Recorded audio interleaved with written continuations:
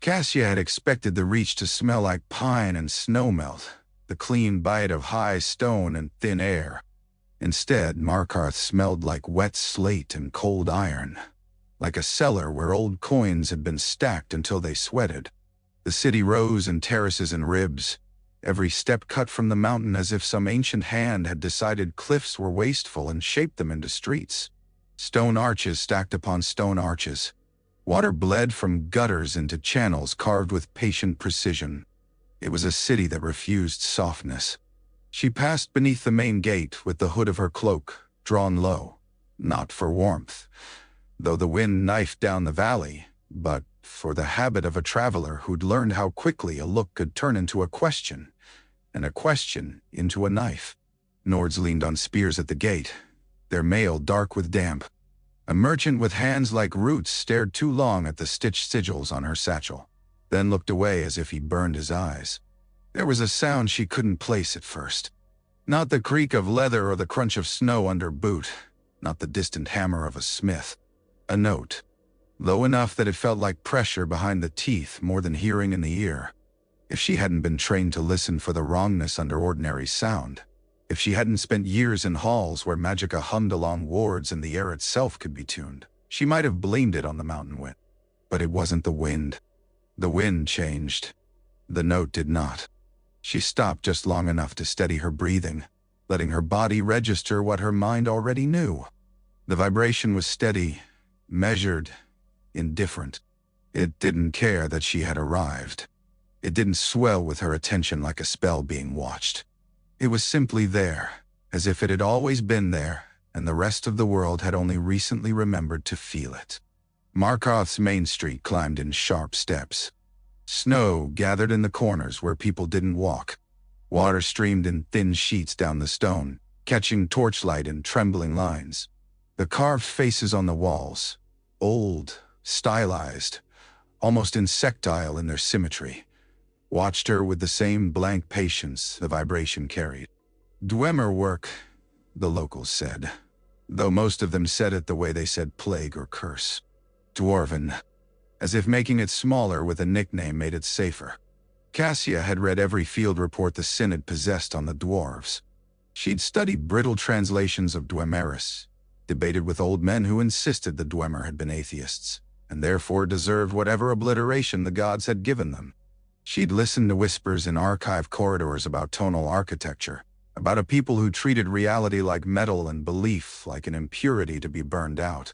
And now, standing in the carved throat of their city, she felt the note again, deeper, closer. Her eyes watered in the cold, and she told herself it was only the wind. At the first terrace she paused, pulled a folded parchment from her cloak, and checked the seal by torchlight.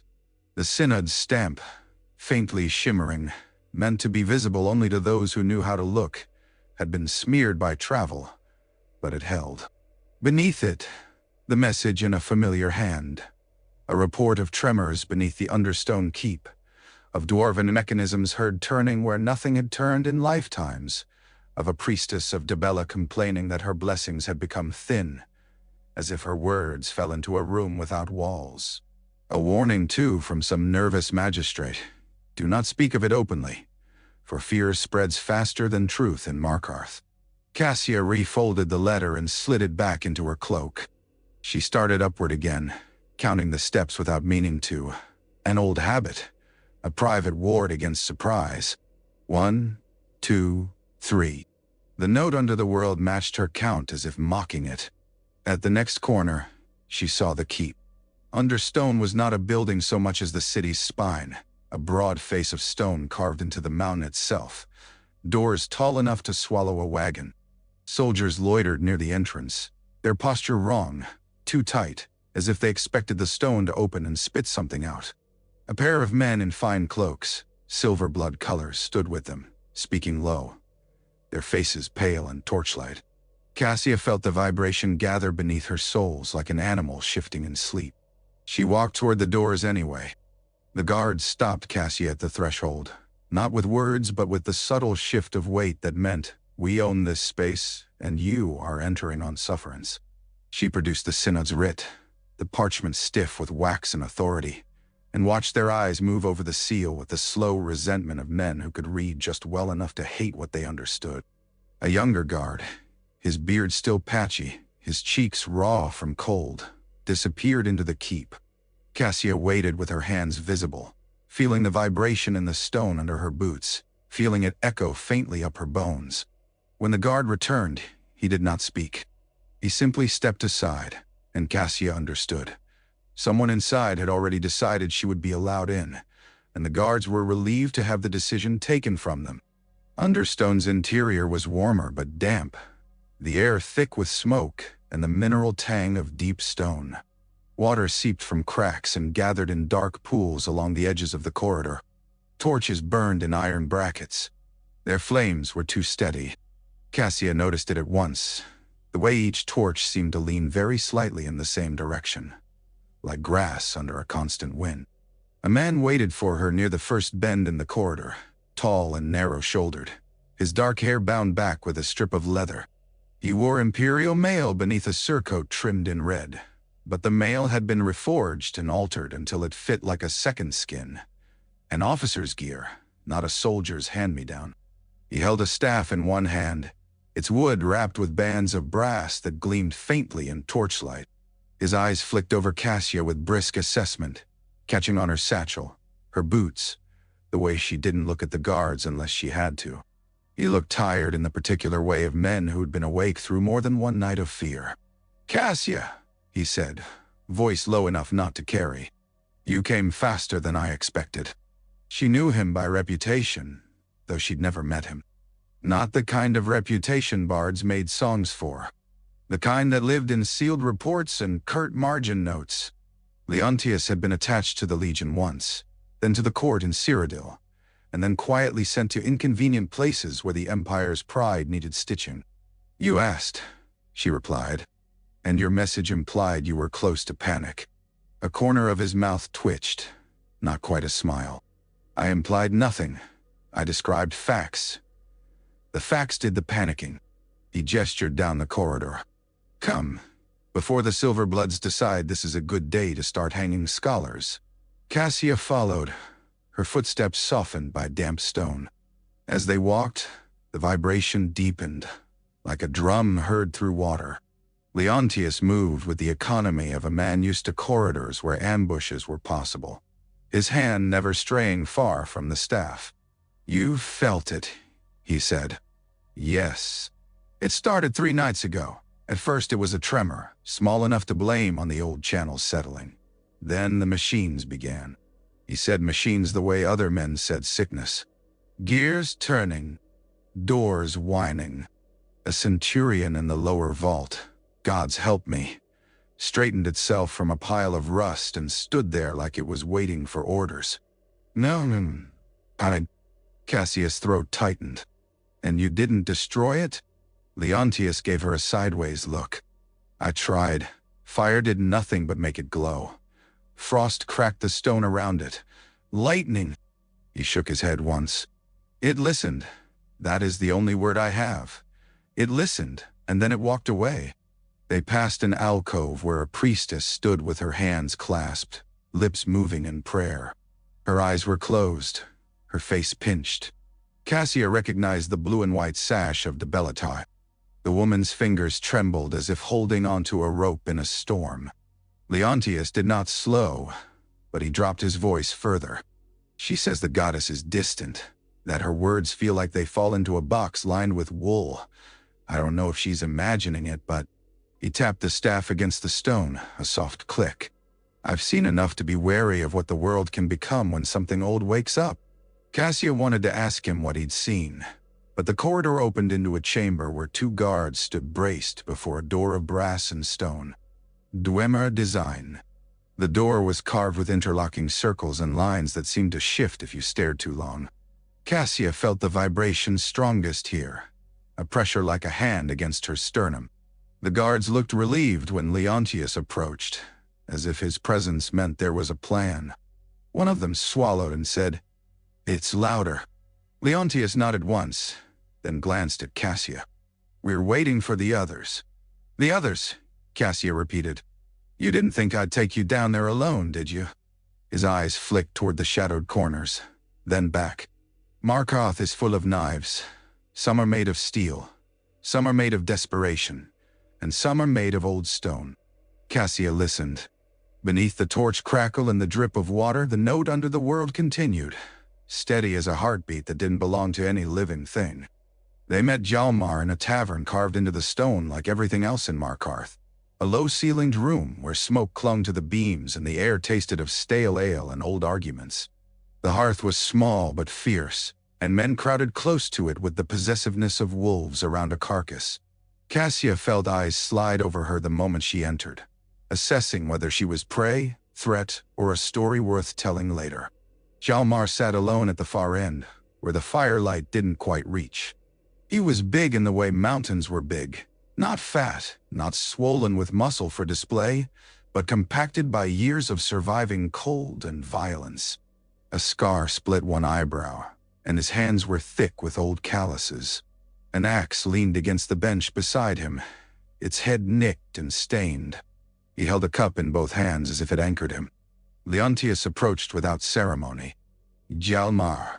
The Nord's gaze lifted, pale eyes steady. He looked past Leontius to Cassia, and took in her satchel, the careful way she carried herself. You brought the bookwoman. She's more than that, Leontius said. Cassia didn't bother correcting the insult. She slid onto the bench opposite Hjalmar and felt the vibration under the floorboards, faint here but present, like a song carried through stone. Hjalmar's attention returned to Leontius. You said it's waken. It is, Leontius replied. And you said you'd been down there before. A humorless sound escaped Hjalmar, half laugh, half cough. Years ago, before I learned to sleep without hearing metal in my dreams, I guided a pair of treasure hunters into Nonchuanzel. One came back. Not me. He jerked his chin toward a man slumped over a table, snoring into his own arms. He came back with a bag of coins and a stare like a dead fish. I came back with empty hands and a promise I'd never go again. And yet, Cassia said softly, here you are. Hjalmar's mouth tightened. He stared into his cup as if it held an answer. The stone's humming, he said at last. I felt it from my bed, like a drum in the bones. That hum? He shook his head once. Slow. I've heard it before. In tunnels so deep you forget the sky exists. It's the sound of Dwemer metal not moving, but preparing to move, like a blade being drawn before you see the hand. Muddy. Cassia leaned forward. When you went before, did you see anything? Alive? Hjalmar's eyes flicked up. For a moment, the tavern noise seemed to thin around them, as if the world leaned in to listen. Spiders, he said. The little ones, and spheres that roll and cut. Nothing with flesh. His jaw worked. But once, we saw a light beyond a door. Not torchlight. Not magic. A pale green glow, like frost under moon. The treasure hunters wanted it.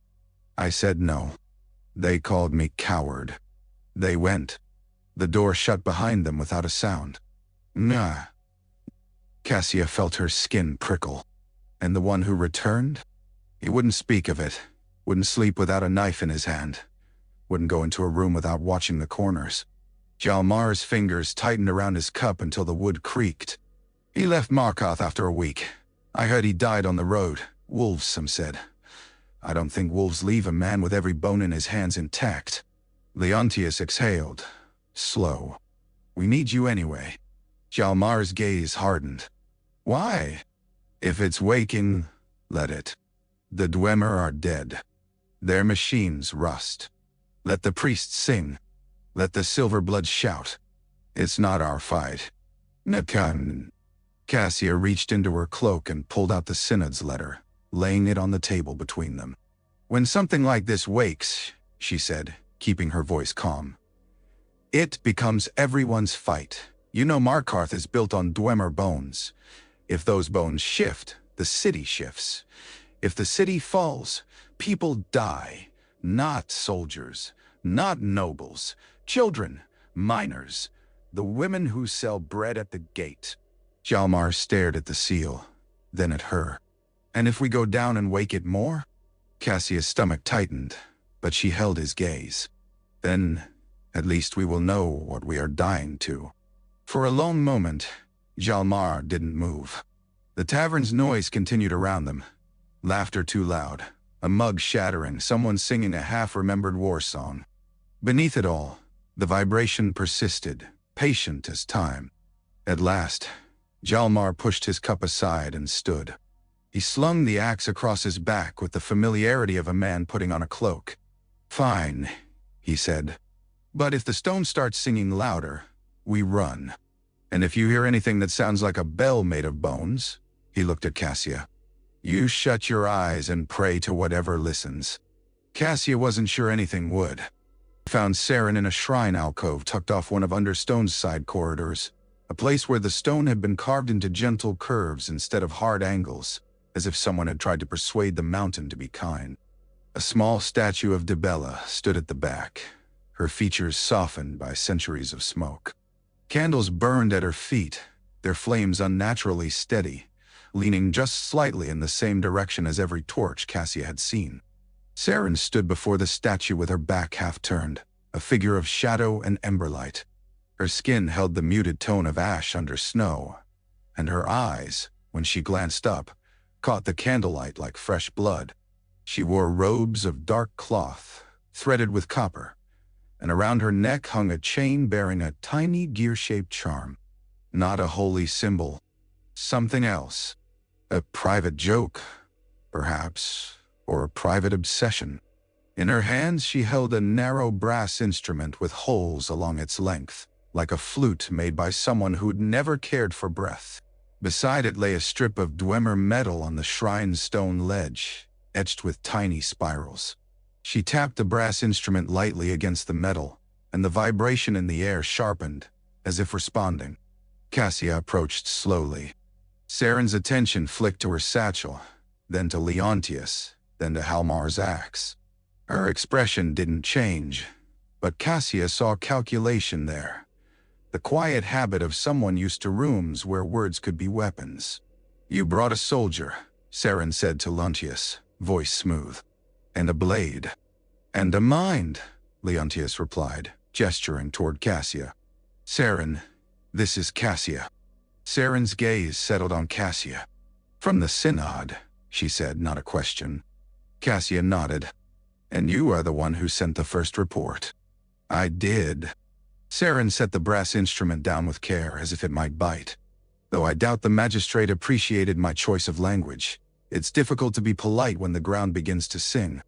The priestess of Dibella hovered near the edge of the alcove, her hands clasped. She watched Saren with open distrust, as if the Dunmer's presence itself was an insult to the goddess. Cassia could almost taste the tension. Markarth was a city that never forgot who belonged and who didn't. Saren seemed not to care. She lifted the strip of metal, turned it so the candlelight caught the etching. "This came loose from a seam near the lower door," she said. "It should not come loose. Dwemer joinery does not fail like this. It is being adjusted." Hjalmar grunted. "Adjusted by what?" Saren's eyes narrowed slightly. "By whatever made it, or by whatever remembers how." Cassia stepped closer, careful not to crowd. "You study Dwemer metal." "I study patterns," Saren corrected. "Dwemer metal is simply the most stubborn pattern I've ever met." She tapped the strip lightly with a fingernail. The sound rang too cleanly, too bright for something that had been buried for ages. "Listen." Cassia listened. Beneath the candle's soft hiss, beneath the drip of water in the corridor, the low note persisted. But now, near the strip of metal, she heard another layer.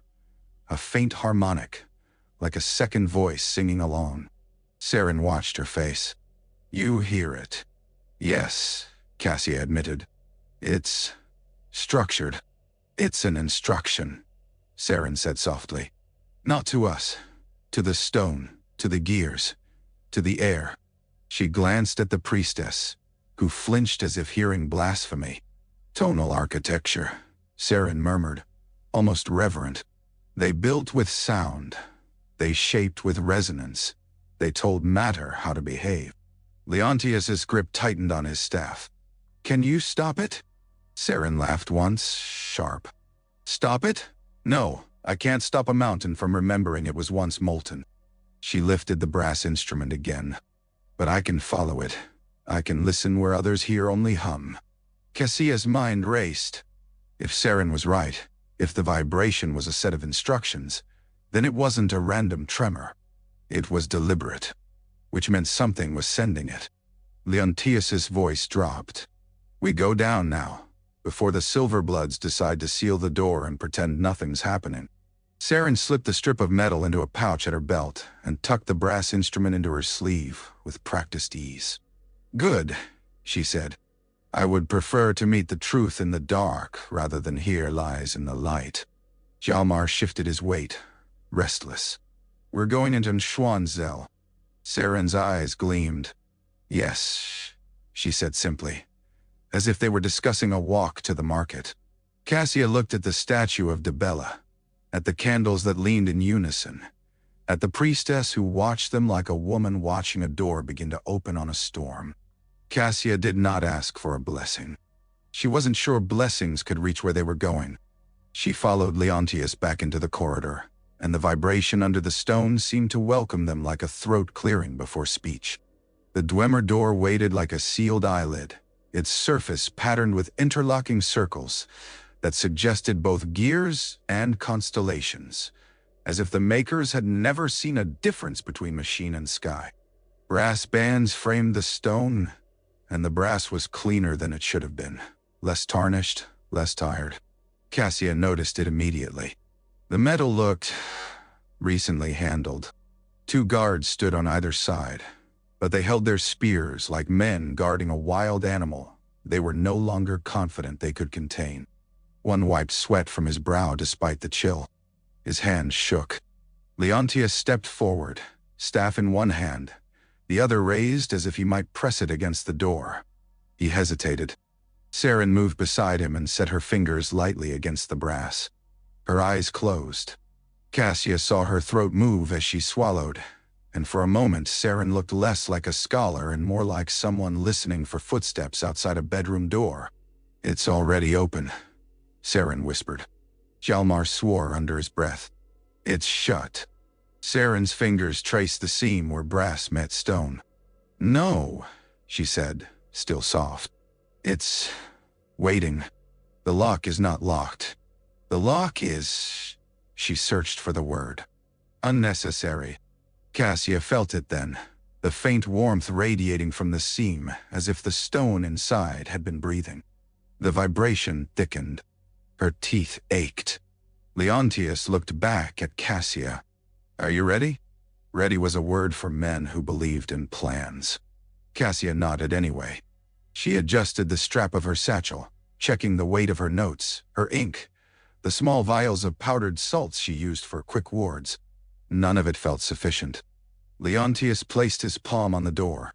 For a heartbeat, nothing happened. Then the brass under his hand brightened, not glowing like fire but like polished metal catching sudden sun. A sound shivered through the stone, an almost musical click, like a lock releasing, except no bolt moved, no bar scrape. The seam darkened as if opening into a mouth. The door did not swing. It did not grind. It simply separated, the 2 halves sliding aside with silent grace, revealing a tunnel beyond that plunged downward into black. Cold air spilled out, colder than winter, carrying the scent of dust and old oil. It also carried the vibration stronger, now unmistakably a rhythm, as if something below kept time. One of the guards stepped back and crossed himself with shaking fingers. "By the 8, he whispered. "The 9, Hjalmar corrected automatically, and then glanced at Cassia as if daring her to argue theology at a moment like this. Cassia didn't. The argument felt childish in the face of that open dark. The gods had names. The Dwemer had doors that opened without sound. Leontius lifted a torch from a bracket and stepped into the tunnel. Cassia followed, then Saren, then Hjalmar last, axe hand hovering near the handle as if it might leap into his grip by itself. The tunnel's walls were smoother than Markarth's upper stone, carved with the same meticulous geometry that marked Dwemer craft. The torchlight slid across it like water. Cassia's footsteps echoed, then seemed to be swallowed, as if the stone drank sound. After a dozen steps, Cassia glanced back.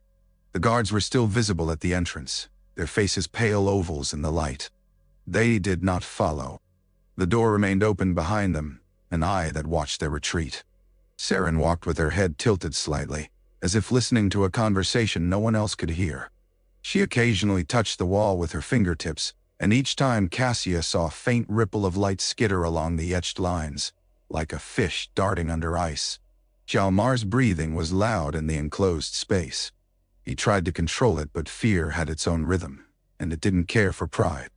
Leontius led them down, torch held high.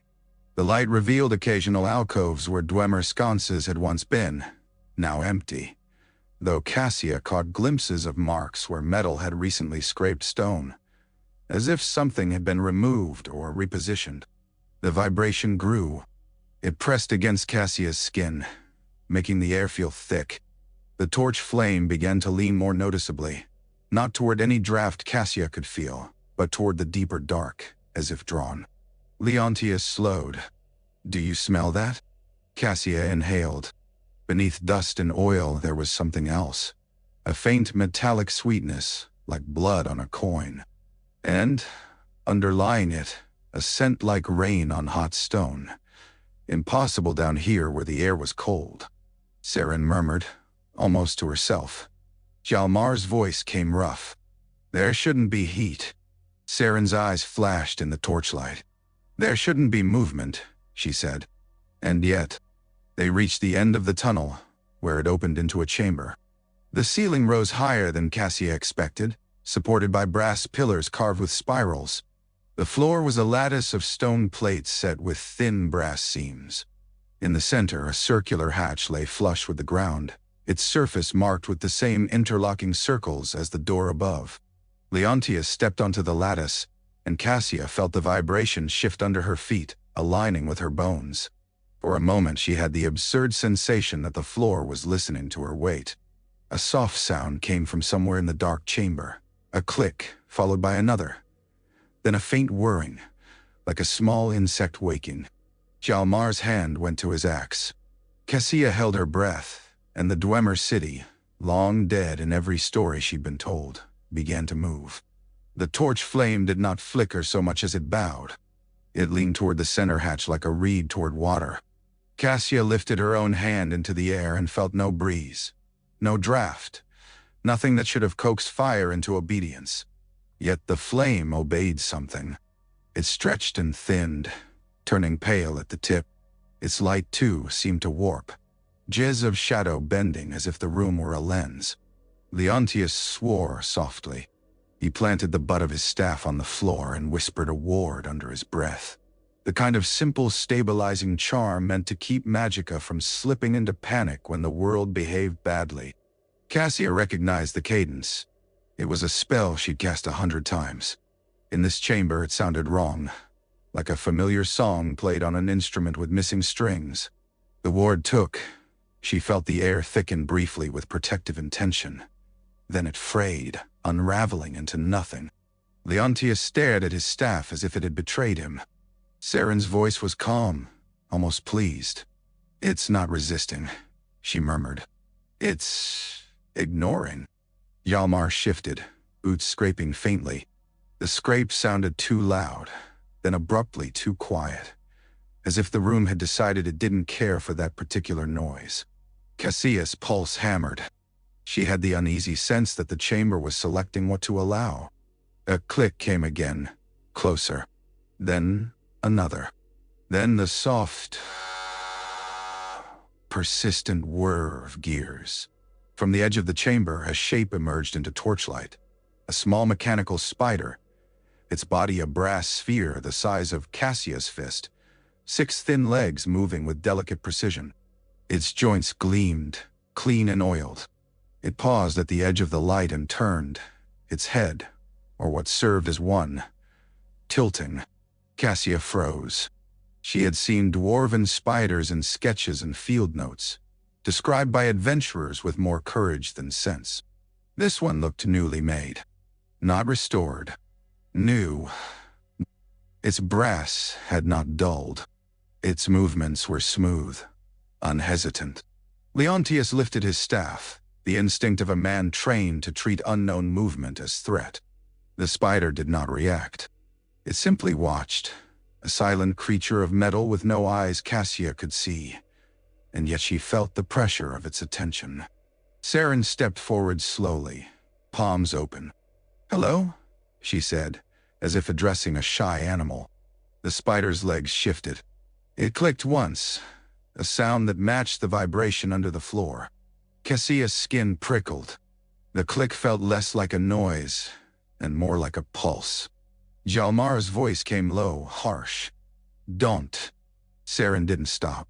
She crouched, close enough that the torchlight gleamed off the copper thread in her sleeves. She hummed softly, one note, then another, matching the vibration she'd been listening to since the shrine. Cassia heard the harmony shift. The spider clicked again, then moved, stepping towards Saren with slow, measured grace. Cassia's breath caught. Leontius's knuckles whitened around his staff. The spider reached Saren's boot and circled it, brushing the leather with the tip of a leg. It was not testing for weakness. It was sampling, as if reading her presence. Saren's eyes widened slightly. "It's cataloging," she whispered. It's... The hatch in the center of the floor made a sound like a sigh. Brass seams brightened, glowing faintly, and the hatch surface shifted. Not opening like a door. Reconfiguring. Lines rearranged themselves, circles sliding into new alignment. Cassia felt a sudden pressure in her ears, the way one felt when descending too quickly from a mountain pass. The vibration deepened, becoming a chord.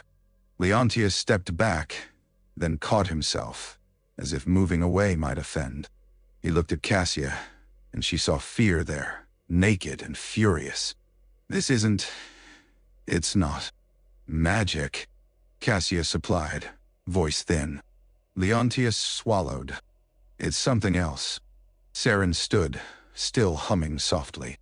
The spider retreated a few steps, as if satisfied with its examination. It turned and scuttled toward the hatch, disappearing into shadow at the edge of the glowing seams. Cassia felt the chamber's attention shift again, like a head turning. Her stomach tightened. The hatch completed its reconfiguration and went still, its surface now marked with a pattern Cassia hadn't seen before. Not circles and lines, but a series of small indentations arranged like notes on a staff. Saren's humming stopped. She stared down at the pattern as if it were a sentence she could almost read. "It's a key," she whispered. Hjalmar's voice was rough. "We don't have it." Saren's gaze lifted to the spider's retreating path. "We might." Leontius exhaled sharply. "We came to observe," he said, though it sounded like he was trying to convince himself. "Not to." A deeper sound rose from below, a bass note that shook dust from the ceiling. Cassia felt it in her ribs. The torch flames leaned harder, almost horizontal now, as if pulled toward the floor. Somewhere beyond the chamber, metal scraped against metal, a slow, deliberate movement, like a giant shifting its weight in sleep. Cassia realized then that the spider had not been a guard. It had been a messenger. They followed the spider because there was nothing else to do. The hatch in the center chamber remained closed, silent, waiting, and the corridors beyond held the only movement in a world that had suddenly become full of intention. Cassia told herself they were not being led like cattle. She told herself that choosing to follow was still choice. The corridor the spider took was narrower, the brass bands along the walls thicker. The geometry etched into the stone seemed sharper here, less decorative and more functional. Lines intersected at precise angles, and where they met, faint light pulsed, not steady but in slow patterns that made Cassia's eyes ache if she tried to track them. Her torch did not so much illuminate as submit. The light seemed weaker, swallowed by the dark, and Cassia felt the absurd urge to apologize to the flame for bringing it into a place where it could not compete. The spider moved with delicate speed, never quite rushing, never quite pausing. Its clicks remained perfectly timed with the vibration under the floor. It was a metronome, and the corridor was a song. Saren walked closest to the spider, head tilted, eyes half-lidded. Occasionally she hummed a note under her breath, and each time the etched lines along the wall brightened slightly, responding. Cassia watched it happen, uneasy. It was as if Saren's voice carried permission. Leontius stayed behind Cassia, staff angled forward. Cassia could feel his tension like heat. He kept glancing at the corners where corridors branched off into darkness. In any other ruin, Cassia would have expected traps, pressure plates, darts. Here, the danger felt less like a mechanism and more like a rule they didn't understand. Hjalmar brought up the rear, his boots heavy, his hand never leaving the axe handle. The Nord's eyes flicked constantly, scanning shadows. But Cassia noticed something else. He avoided looking directly at the walls, as if the pulsing patterns might crawl into his head. The corridor bent left, then right, descending gradually. The air grew colder, and yet Cassia could still smell that faint heat scent, like rain on hot stone. Water dripped from the ceiling, but the drops fell in oddly regular intervals, each one striking the brass seams on the floor with a tiny ping that matched the vibration. Cassia's stomach twisted. Even the water was being told when to fall. They passed a niche in the wall where a Dwemer sconce held a crystal globe. Cassia stopped, startled. The globe glowed faintly, pale green, casting a sickly light that made their skin look wrong. The globe should have been dead, its magicka long since bled away. Yet it pulsed gently, like a lantern being slowly rekindled. Saren brushed her fingertips against the globe. It brightened in response, and the corridor ahead lit up in a line, as if the light were being handed forward. Leontius's voice came tight. "Don't touch things." Saren didn't look back. "If it's awake," she said, "it will be touched. Better by us than by the wrong hands." Hjalmar snorted. "Wrong hands, like ours are right." Cassia wanted to agree with him. She wanted to retreat up to Markarth's cold streets and pretend the hum under the city was just a trick of fear. But she had come because the world had shifted, and she needed to see where. The corridor opened abruptly into a larger passage with brass rails along both sides, as if it had once been a walkway over something deeper. Cassia peered down and saw darkness below, a drop into a shaft lined with Dwemer ladders and platforms. Far beneath, something moved.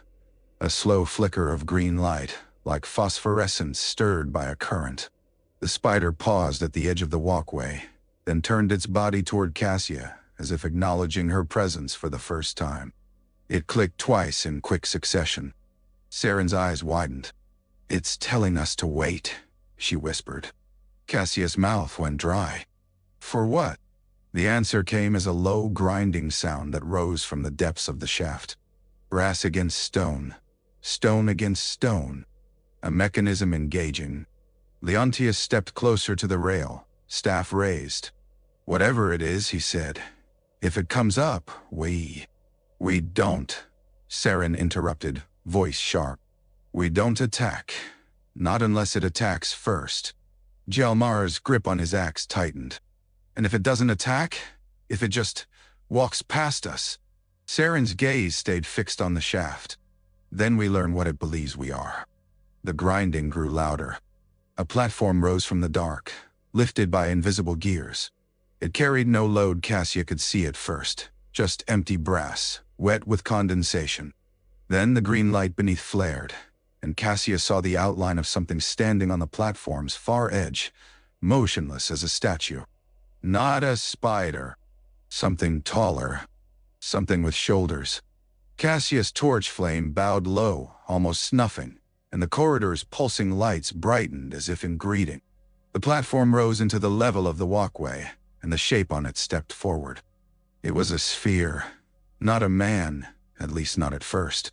The thing that stepped forward from the platform's edge was a brass ball as large as Cassia's torso, its surface carved with seams and vents. It rolled with silent precision, stopping at the center of the walkway as if it had been placed there. A pale green glow emanated from within, brightening and dimming like breath. Cassia exhaled shakily. Dwarven spheres were killers. Every report said so. They rolled into legs and sliced. They snapped arms. They turned flesh into meat. Her hand tightened around the torch. The sphere did not unfold. It did not attack. Instead, it rotated slowly, as if scanning. Cassia felt the pressure of its attention again. That same sensation the spider had given her, but stronger. It was like standing under the gaze of a hawk that didn't care whether you were mouse or man, only whether you were part of its landscape. Saren stepped forward, palms open, the same gesture she'd used with the spider. She hummed again, a low note that matched the chamber's vibration. Cassia watched the sphere's glow shift. It brightened in time with her voice. Leontius's staff crackled faintly, a reflexive build of magicka. Cassia saw it in the air, tiny sparks, ready to become lightning. Then, as if the room itself sighed, the sparks died. The staff's runes dulled. Leontius's eyes widened in disbelief. He tried again, jaw clenched. The magicka rose, hesitant, and then it was swallowed, as if poured into sand. The staff remained inert. Cassia's pulse pounded. "It's draining you." Leontius swallowed, throat working. "No," he said, voice tight. "It's not draining. It's making the spell irrelevant." Hjalmar shifted, boots scraping. The scrape sounded loud, then faded. The sphere rotated toward him. Hjalmar froze, as still as stone.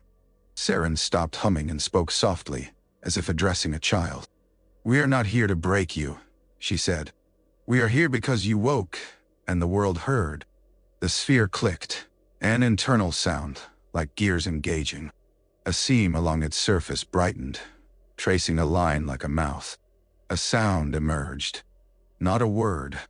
A tone, pure, resonant, vibrating through the brass rail into the stone beneath Cassia's feet. It was a question made of sound. Saren's eyes closed. Her lips parted slightly, as if tasting the air. "It is asking for identification," she whispered. "Not names. Something else." Cassia's mind raced. Dwemer constructs were said to recognize friend from foe, but by what? Heat? Metal? Patterns? She looked down at her own hands, at the way her breath fogged. She was flesh and fear. She didn't know what a machine would see. Saren reached into her pouch and drew out the strip of Dwemer metal she'd taken from the seam. She held it up, letting the sphere's green glow wash over it. "This is yours," she said. "We return it." The sphere's glow intensified. Another tone sounded, lower, longer. Cassia felt it in her bones, a chord that made her stomach lurch. The spider clicked in response from somewhere near the wall, hidden in shadow. Then, to Cassia's horror, the sphere rolled forward and stopped directly before her, close enough that she could see the fine etching on its brass surface, lines so thin they might have been hair. The seam mouth brightened, and a new sound emerged. Not a tone this time, but a series of clicks and resonant hums that almost formed a pattern like speech. Cassia's scalp prickled. It was trying to speak. Saren's voice came faint. "It's adjusting. It's making a bridge." "Dah." Leontius leaned in, eyes narrowed. "A bridge to what?" The sphere's internal glow flared, and for a moment Cassia saw, through a vent, a flicker of something moving inside. Something like a spinning crystal, or a tiny sun trapped in a cage. The sphere emitted one final tone, sharp and bright, and then it rolled aside, clearing the walkway. The platform behind it began to descend again into the shaft, grinding softly. The green light below dimmed. The sphere remained, stationed like a sentinel. Saren let out a breath Cassia hadn't realized she'd been holding. "It's letting us pass," she whispered. Hjalmar's voice was hoarse. "Why?" Cassia looked down the corridor ahead, where the pulsing, etched lines brightened, forming a clear path of light like footsteps. The vibration under the floor shifted again, becoming more complex, layered with harmonics that made Cassia's teeth ache. "Because it wants something," Cassia said, and hated how sure she sounded. They moved past the sphere slowly. It did not move. It simply watched, green glow steady, as if recording them into memory. When Cassia's shoulder passed within arm's length of the brass, she felt a faint warmth against her skin, like standing near a hearth. She smelled rain on hot stone again, stronger now. She understood then. The heat wasn't from the city's decay. It was from its awakening. The corridor led them into a hall that made every ruin Cassia had ever studied feel like a child's toy. The ceiling arched high, supported by ribs of brass that met in geometric knots. Along the walls stood statues, Dwemer figures in armor and robes, their faces angular, eyes carved as narrow slits. They were arranged not like decoration, but like witnesses at a trial. The hall smelled of metal and something else. Ozone, like after lightning. The air shimmered faintly, as if heat rose from unseen vents. At the hall's center stood a dais of brass, its surface etched with the same note-like indentations Cassia had seen on the hatch. A ring of smaller pedestals surrounded it, each holding a crystal globe that pulsed with pale green light. The spider scuttled to the dais and stopped, clicking. The sphere remained behind them at the corridor mouth, a quiet threat or a quiet promise. Cassia's torch flame finally guttered, then died, as if embarrassed. Darkness should have swallowed them. Instead, the hall's globes brightened in unison, casting an even, cold light that made every shadow sharp. A figure formed above the dais. It did not walk into being. It assembled, lines of light drawing themselves into shape, as if someone sketched a man with luminous ink. The figure's features sharpened until Cassia could see a face. Angular cheekbones, a high brow, eyes that glowed faintly at the edges. Not elf. Not man. Something in between, but with a stillness that belonged to neither. The figure looked at them. Cassia felt the pressure of attention like a hand against her throat. Saren made a sound that might have been a laugh or a sob. "No," she whispered. "No, no." Leontius's staff rose instinctively. The runes along it tried to flare again and failed, sputtering like damp tinder. Hjalmar's axe slid halfway from his back, steel whispering. The figure raised one hand, slow, deliberate. The hall's vibration shifted, and Hjalmar froze mid-motion, muscles locked as if his body had been told it no longer needed to move. His eyes widened in panic. He tried to shout, but his throat produced only a strained rasp. Cassia's own muscles tensed, expecting the same restraint. It did not come. She remained free, and that felt almost worse, as if she'd been singled out. The figure's voice came not as sound but as sensation. An impression pressed into Cassia's mind, crisp and cold. "Observers." Saren swayed, clutching her chest. She gasped. "It's not speaking. It's harmonizing meaning." Leontius forced words through his dry mouth. "Who are you?" The figure's head tilted slightly, a gesture of curiosity rather than threat. The response came again in mind sensation, layered with a faint tone that made Cassia's teeth ache. "Krevna." Cassia's mind snagged on the name. Dwemer names were rare in records. Scraps, guesses, inscriptions.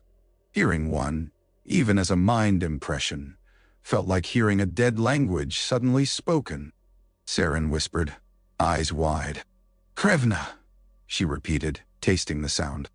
Leontius swallowed. "Why are you here?" Krevna's gaze moved over them as if measuring. The globes around the dais brightened, and the hall's statues seemed to lean, though Cassia knew they did not move. Interval complete. The voice impression came. Process resumed. Cassia fought the urge to step back.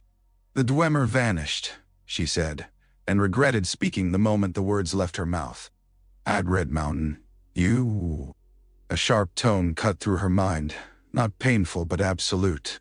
The meaning that followed was colder than fear. Incorrect assumption. Saren's breath hitched. "They didn't vanish," she murmured, more to herself than anyone. "They..." stepped aside. Leontius's voice hardened. "Where he been?" Krevna's hand lowered. Hjalmar's muscles released abruptly. The Nord staggered, coughing, rage and fear twisting his face. He yanked his axe free with a snarl, but the blade's edge did not gleam in the hall's light. It looked dull, as if the light refused to honor it. Krevna's gaze flicked to the axe, then away, uninterested. "Outside your narrative," came the mind voice. "Within function."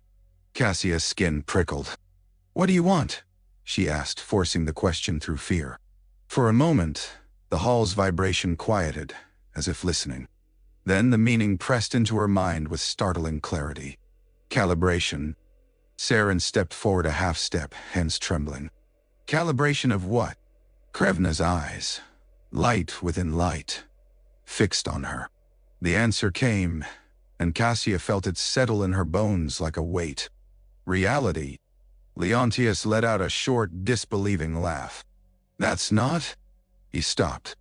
The laugh died in his throat as the hall's globes brightened and the vibration deepened, as if the city itself had taken offense at the idea of being told what was possible. Krevna's head turned slightly, toward the corridor they'd entered. A new sound rose faintly, far away.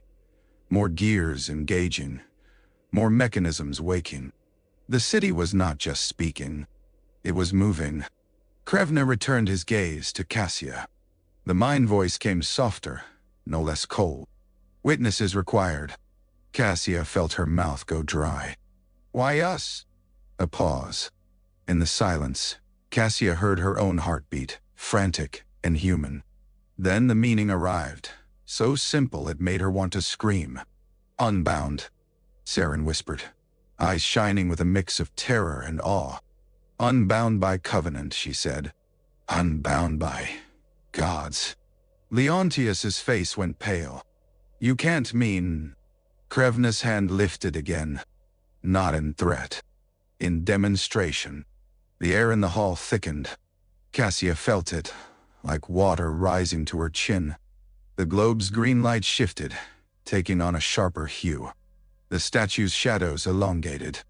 And somewhere far above, in the city of Markarth, Cassia imagined the priest's prayers falling into wool-lined silence.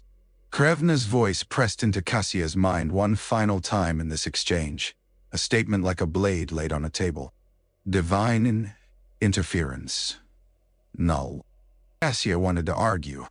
She wanted to say that the divines were not an interference, that the world had meaning beyond function, that men and Mer prayed because the universe was too large to hold in bare hands. But standing before Krevna, she realized how small those words sounded, how much they depended on shared belief. The Dwemer did not share it. That was the point. Leontius tried again, stubborn as any Imperial who believed the thing worked because the Empire had once decreed it so. He whispered the syllables of a shock spell, the kind that leapt from palm to target with clean certainty.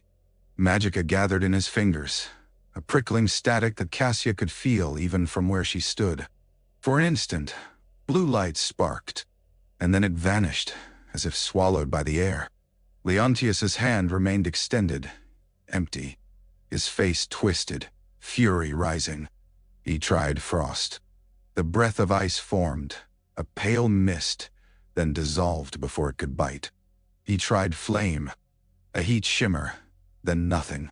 Krevna watched without expression, not amused, not threatened, simply observing an expected failure. Saren lifted her brass instrument slowly, more instinct than plan. She didn't play it. She held it near her lips, as if the act of being ready to sound was itself a kind of courage.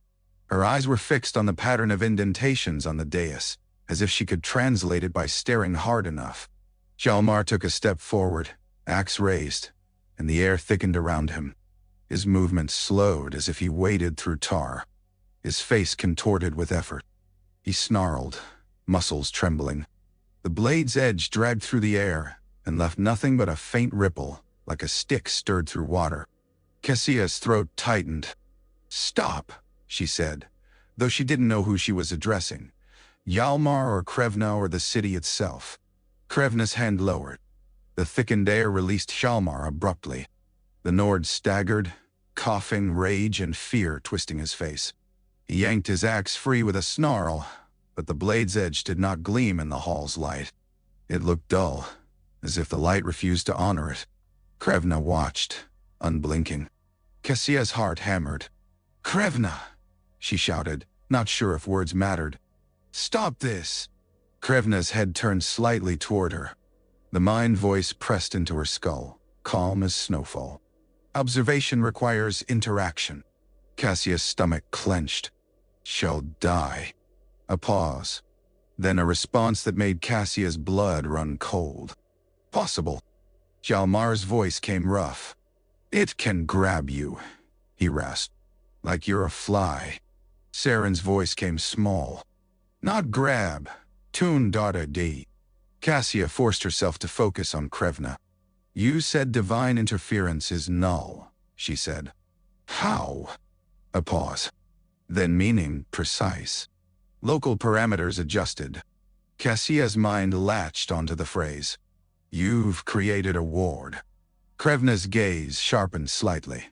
A subtle change Cassia felt more than saw. The answer came like a correction in a ledger. Word. Inaccurate. Condition.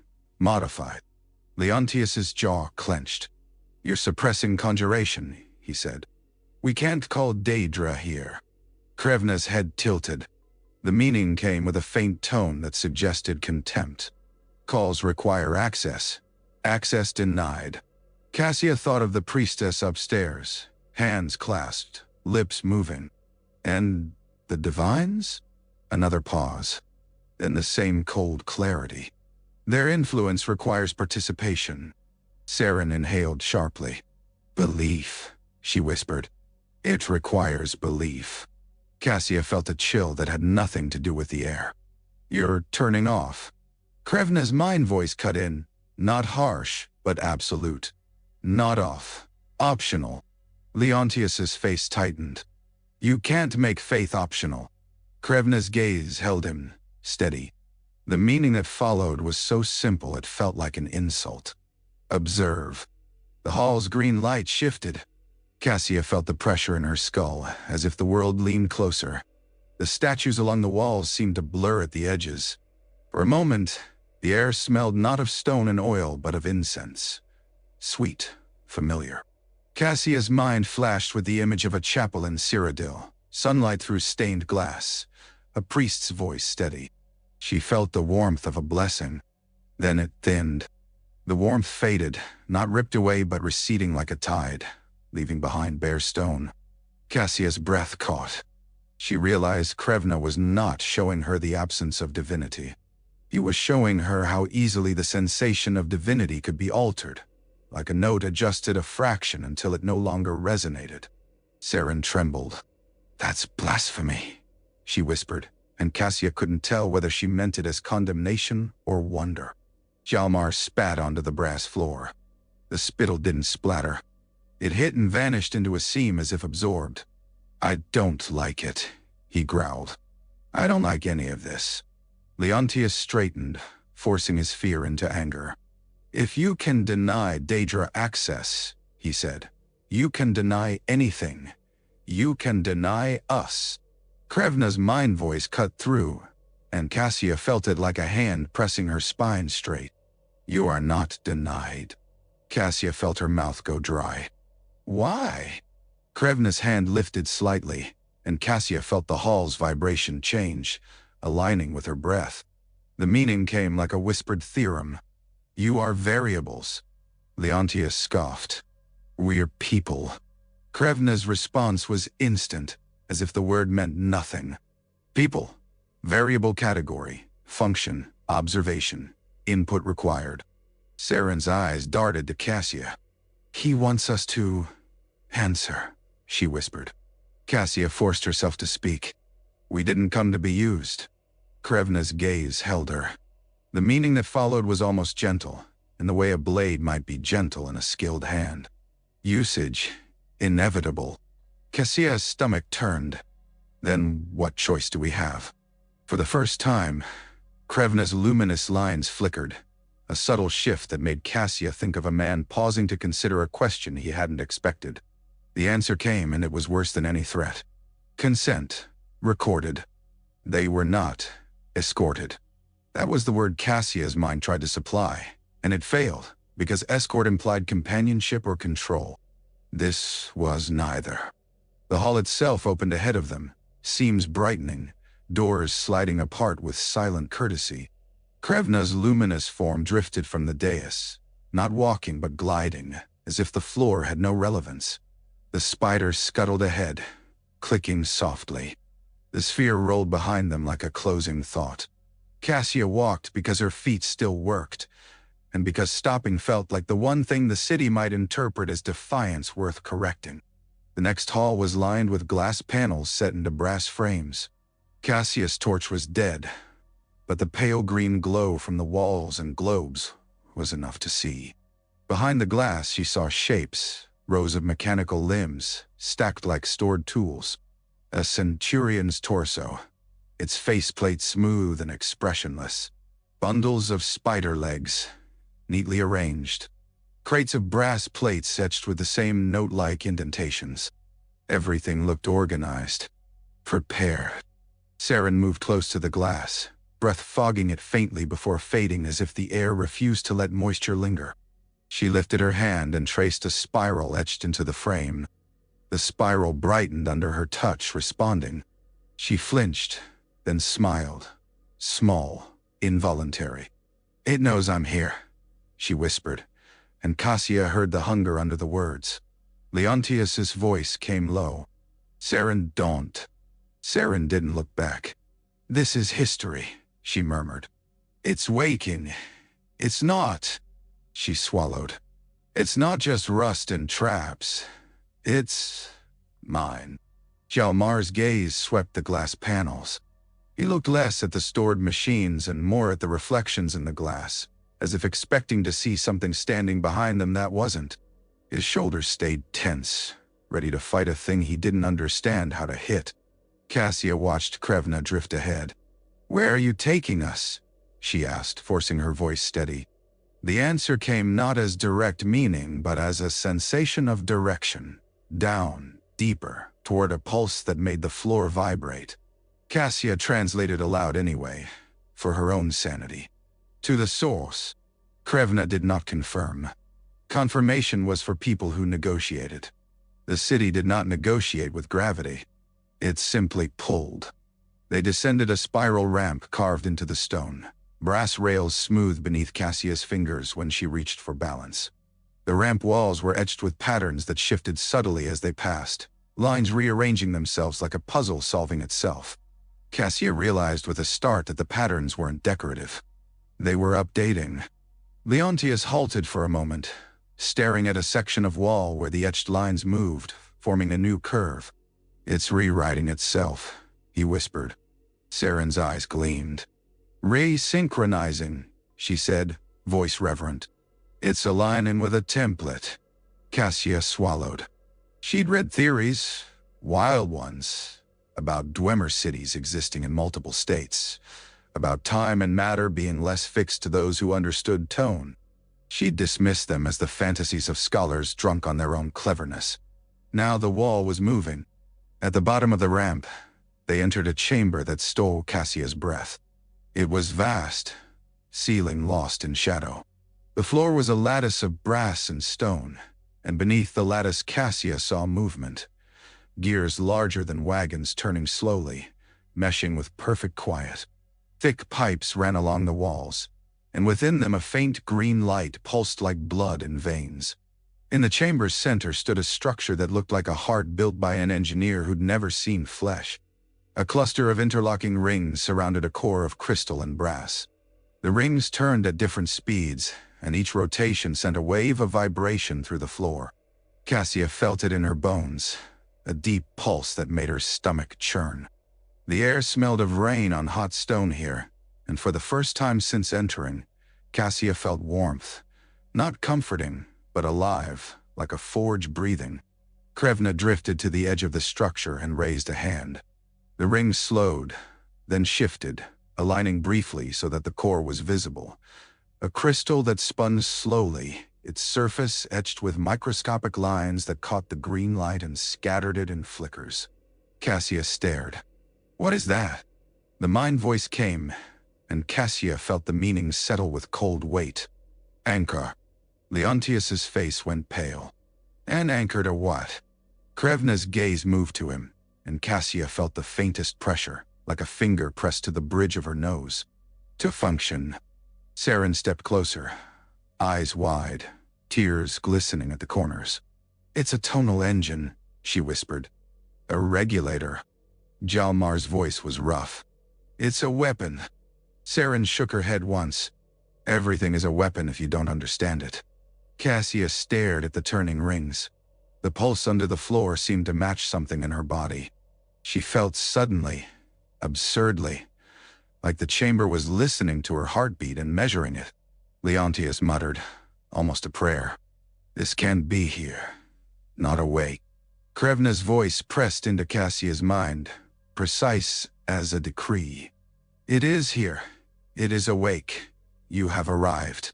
The conjurer came in like a thrown stone, disrupting the chamber's measured pulse with the frantic rhythm of human fear. Cassia heard him before she saw him, boots slapping whetstone, ragged breathing, a muttered chant that stumbled over its own syllables. Then he emerged from the ramp corridor, hood up, robes torn, his hands smeared with ash, and something darker. His eyes were wild. He didn't look at Cassia or Leontius or the machines. He looked at the engine, the anchor, and his face twisted with greed and terror. "Mine," he rasped. "Mine, by oath and blood." Leontius surged forward, staff raised, voice sharp. "Stop!" The conjurer ignored him. He slammed his palms together and flung them outward, and a Daedric summoning sigil bloomed in the air, red and black lines forming a jagged circle, runes spitting sparks. Cassia felt the familiar pull of oblivion like a cold hand reaching for her spine. For a heartbeat, the sigil held. The air tore slightly, and through it Cassia glimpsed something, a shadow with armor, the suggestion of horns, eyes like coals. A Dwemer half-formed, pushing through. Then the chamber answered. The vibration shifted, tightening into a chord so precise it made Cassia's vision blur. The green light in the pipes flared, running toward the center like blood rushing to a wound. The sigil shuddered. The runes stuttered as if forgetting their own shapes. The Dwemer's outline pressed forward, and Cassia saw its face for an instant, snarling, furious, mouth opening in a shout she did not hear because the chamber swallowed the sound. Its armored hand reached out, fingers clawed, and struck an invisible wall. The impact was not loud. It was a sensation, like a bell rung inside Cassia's skull. The Dwemer recoiled, its outline flickering. It tried again, pushing harder, and the invisible wall held as if it were stone. The conjurer screamed, a raw, animal sound. "No? No, you can't." Krevna didn't move. His luminous form remained still, observing. Cassia felt the faint impression of interest, the way a scholar might watch an experiment fail in a predictable way. The Dwemer's outline shuddered, then began to fade, not retreating but dissolving. Its connection severed. Its eyes flared with hatred, then vanished. The tear in the air snapped shut like a mouth biting down. The sigil collapsed into sparks. The conjurer staggered backward, hands smoking faintly as if burned from the inside. He stared at his palms, then at the engine, then at Krevna, who drifted toward him with the silent calm of inevitability. Leontius reached the conjurer, grabbing his shoulder. "What were you thinking?" he snarled. The conjurer's eyes darted wildly. "It's power," he babbled. "Dwemer power. It's..." His gaze flicked to Krevna, and fear replaced greed so quickly it was almost comical. "What is that?" Krevna raised a hand. The air thickened around the conjurer. Not like a spell, like a rule. The man's limbs locked. His mouth opened, but no sound came. Hjalmar stepped forward, axe raised. "Let me end him," he growled. "He'll bring more." Saren's voice was sharp. "No." She looked at the conjurer with something like pity. "He's proof." Cassia swallowed hard. The failed summoning had shown her more than any lecture could have. Daedra could not step into this chamber. Not because the barrier was stronger than them, but because the barrier made the act of summoning meaningless. Like trying to light a fire underwater. Leontius stared at his staff, then at Krevna. His voice came tight. "You did that." Krevna's mind voice pressed into Cassia's skull, and she felt the meaning settle like ice. "Access denied." Leontius's face twisted. "You can deny the princes." Krevna's attention flicked to him with faint disinterest. "Princes are functions," came the cold response. "Functions require conditions." Saren whispered, trembling. "And you've changed the conditions." Cassia's mind raced, horror blooming. If the Dwemer could deny Daedric access here, could they deny it elsewhere? Could they spread this condition beyond the walls of their city? Could they make oblivion irrelevant? Hjalmar's voice came low. "The gods can't touch you." Krevna's gaze returned to Cassia. The meaning that followed was simple, almost bored. "They will not." Cassia's stomach lurched. "Why?" she demanded, anger rising because fear needed an outlet. "Why won't they?" Krevna paused. For the first time, Cassia sensed something like consideration, as if he adjusted his response to her capacity. Then the answer came, and Cassia felt it like a stone dropped into deep water. "Because they are bound." Leontius went still. "Bound?" Krevna's luminous lines flickered faintly, then steadied. "They cannot break their own laws without breaking themselves." Cassia's breath caught. She thought of the divines, bound to Mundus, their power diluted into the world. She thought of Daedric princes, bound by the rules of their realms and the conditions of summoning. She thought of the old stories that said even gods had limits. The Dwemer did not need to surpass the gods. They needed only to understand the limits and build inside them. The conjurer's eyes rolled in panic, trapped in his own body, mute. Krevna lowered his hand, and the conjurer collapsed to the floor like a puppet with cut strings, gasping, sobbing, clutching his burned palms. He crawled backward, away from Krevna, away from the engine, away from the cold green light. Cassia watched him and felt no satisfaction, only dread. Because if this chamber could deny the gods, what else could it deny? Leontius pulled Cassia aside, away from the engine's immediate pulse, toward a section of wall where the green light dimmed enough that shadows could exist. His face was pale, but his eyes had that hard clarity Cassia recognized from men who had decided fear was a luxury they could not afford. "This can't stay here," he murmured, keeping his voice low as if the city might eavesdrop on syllables. Not just the machines. The condition.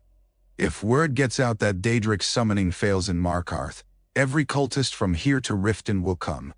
And if word gets out that the Empire can't do anything about it, Cassia swallowed. "We don't know what the Empire can do." Leontius's mouth tightened. "We know what I can do, which is nothing, apparently, because my staff is a fancy stick." He stared at his hand, flexing his fingers as if expecting magicka to drip out like blood. "I need to get a message to Solitude, to Cyrodiil, to anyone with authority and a spine." "How?" Cassia asked. "You can't send by spell." Leontius's eyes flicked toward Krevna, who stood motionless near the engine, luminous lines shifting faintly. "Not here," Leontius said. "Maybe outside the field. Maybe the condition has boundaries." Cassia's mind raced. If it does, the Dwemer can move it. Leontius didn't argue. He reached into his surcoat and drew out a folded letter, sealed with wax and thread. Cassia recognized the imperial mark. I already wrote it, he said grimly, before we came down, in case I didn't come back up. He looked at Cassia. If I die, you take it. Cassia's throat tightened. If you die, I might not get out either. Leontius's mouth twitched. Optimism, he said flatly. Then, softer, Cassia dot. Listen to me. You're the scholar. You understand what this means better than any officer will. If we can't stop it, we need to understand it. That's your job. Mine is to make sure someone up there knows the world has changed. None. Cassia looked past him to the engine. Saren stood near it, hands lifted slightly, not touching but close, as if she could feel the vibration against her skin. Her expression was rapt, a mix of terror and fascination. Hjalmar had hauled the conjurer upright and was dragging him toward the ramp corridor, the man stumbling, sobbing. Hjalmar's face was set in grim contempt, but his eyes kept flicking toward Krevna as if expecting the Dwemer to move, to strike, to punish. Krevna did none of those things. He simply watched. Cassia lowered her voice. Do you think it cares about us at all? Leontius's gaze hardened. It cares the way a smith cares about ore, he said. Useful or not. Cassia's stomach clenched. And if we're not useful? Leontius didn't answer. He didn't have to. They returned to the engine. Krevna's head turned slightly toward them, as if he had heard every word despite their caution. Cassia felt again that pressure of attention, measured and impersonal. Saren spoke without looking away from the rings. It's cycling through frequencies, she whispered, voice trembling. It's checking what holds, what resonates. Cassia forced herself to speak to Krevna. What is the calibration for? Krevna's mind voice came, and Cassia felt the meaning settle with cold certainty. Stability. Cassia's pulse hammered. Stability for whom? A pause. Then the answer. For us. Leontius's jaw clenched. And what about everyone else? Krevna's gaze flicked to him. The meaning that followed was not cruel. It was simply indifferent. You are within the system. You will adapt or fail. Hjalmar's voice came rough from the corridor entrance where he'd shoved the conjurer against the wall and bound his wrists with rope. You talk like we're gears, he spat. Krevna's response came instantly, as if correcting a child. You are. Cassia felt a wave of nausea. The Dwemer did not see cruelty in that statement. They saw truth. Leontius took a step forward, shoulders squared. If you intend to spread this condition, beyond your walls, he said, there will be war. Men and Mer will fight you. The princes will... Krevna's mind voice cut through. War is irrelevant to calibration. Saren whispered, eyes shining. They don't wage war, she murmured. They adjust the world until war can't function. Hjalmar's face twisted. Then we're dead. Cassia stared at the engine, at the turning rings, at the green pulse that felt too much like a heartbeat. She thought of Markarth above, carved stone and wet streets. People who thought the Dwemer were dead, and therefore safe. She realized then that the most terrifying thing about Krevna was not power. It was certainty. The engine's rings shifted again, faster now, each rotation tightening the vibration until it became a physical force. Cassia's vision blurred at the edges.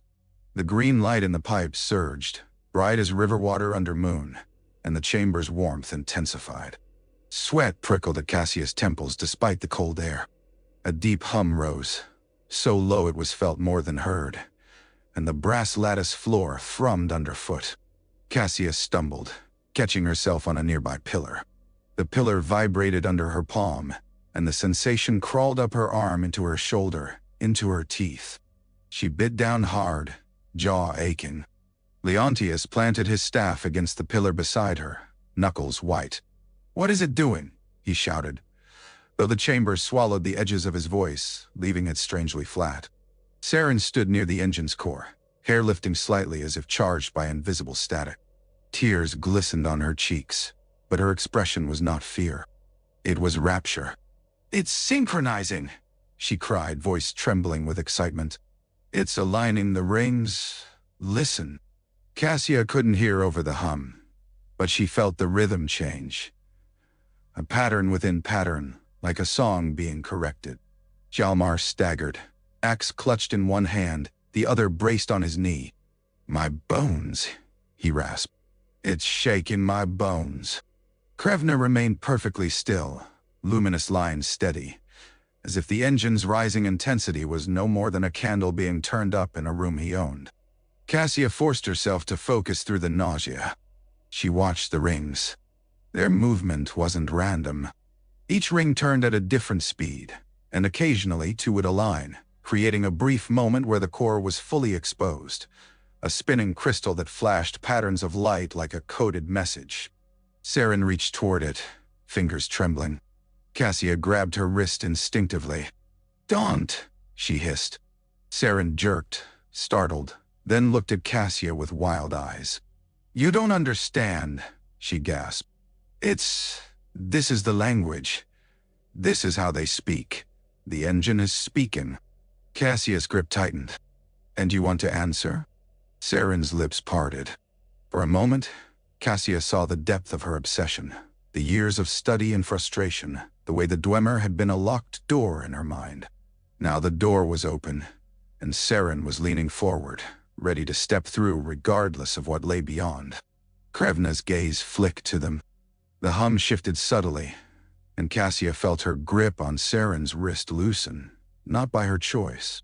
Her fingers simply relaxed, as if the concept of holding on had been removed from her muscles. Saren stepped closer to the core, eyes fixed. "I can match it," she whispered. "I can." Leontius lunged, reaching for her shoulder. His hand halted inches from her robe as the air thickened around him. He froze mid-step, face contorted with effort, like a man trying to move through ice. Hjalmar snarled and swung his axe at the air between Leontius and Saren, as if he could cut the invisible restraint. The blade meant nothing, and yet the impact jarred his arms as if striking stone. He cursed, shaking his hands. Cassia's heart hammered. "Krevna!" she shouted, not sure if words mattered. "Stop this!" Krevna's head turned slightly toward her. The mind voice pressed into her skull, calm as snowfall. "Observation requires interaction." Cassia's stomach clenched. "Shall die." A pause.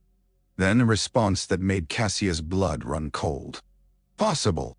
Saren's fingers brushed the air above the core. The moment she came within an inch of touching the spinning crystal, the hum changed. It sharpened, becoming a chord so precise Cassia felt it slice through her thoughts. The green light flared, and for an instant, the etched lines on the chamber walls lit up in a pattern that looked almost like writing. Saren gasped. Her eyes rolled back. She swayed, fingers still extended. Cassia stepped forward, fighting the heavy air, and managed to grab Saren's elbow. The contact sent a shock through Cassia's skin, not pain but information, an impression of heat, of stone being shaped, of a city aligning itself to a template that existed somewhere beyond time. Saren whispered, voice distant. "They're here," she murmured. "They're—" Her knees buckled. Cassia caught her, dragging her backward, muscles straining against the thickened air. Leontius, still frozen, made a choked sound of frustration. Hjalmar shouted something Cassia didn't hear over the hum. Krevna watched, unblinking. Cassia hauled Saren away from the core by brute will and stubborn fear. The moment Saren's body moved a foot back, the hum softened slightly, the cord loosening as if satisfied. Saren collapsed against Cassia, trembling. Her eyes fluttered open, unfocused. "I saw," she whispered hoarsely. "I saw corridors that weren't built yet. I saw." Her breath hitched. "A world where prayer is noise." Cassia's throat tightened. "What did it do to you?" Saren's gaze slid toward Krevna, and fear finally cracked through her fascination. "It listened," she whispered. "And it answered." Above them, far away, Cassia felt a tremor. Not in the chamber, but in the idea of the city overhead. Stone shifting. Something aligning. Markarth was moving. Cassia did not see Markarth with her eyes. She felt it, through the engine's pulse, through the stone beneath her feet. But as the vibration deepened, her mind filled with an image that was not memory and not dream.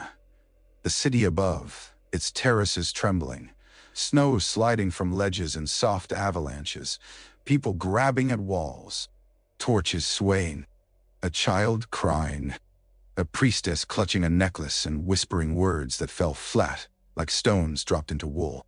The vision flickered across Cassia's mind like light across water. She blinked hard, and for a moment the chamber's green glow layered over Markarth's gray streets, the Dwemer's pulse superimposed on human panic. Leontius felt it too. He stiffened, eyes widening. The city, he breathed. It's shifting the city. Hjalmar swore, voice thick with fear. It'll bring the whole damn mountain down on our heads. Saren clung to Cassia's sleeve, fingers white. It's not collapsing, she whispered hoarsely. It's aligning. The stone is being told where to sit. Cassia's stomach churned. She thought of the carved terraces, the channels of water, the way the entire city rested on Dwemer bones. If those bones moved, Markarth moved with them. The Dwemer had built their city, then the Nords and Reachfolk had built theirs on top, like children stacking blocks on a sleeping beast. Now the beast was waking, and the blocks were sliding. Cassia forced herself to speak to Krevna. You're harming people. Krevna's gaze settled on her. The mind voice came precise. Harm, not intent. Cassia's voice shook with anger. Intent doesn't matter to the dead.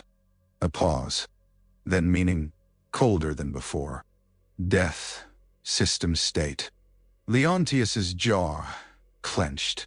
If Markarth falls, the Reach burns, he said, fury rising. And the Empire will respond. Krevna's attention flicked to him with faint disinterest. Empire. Temporary structure.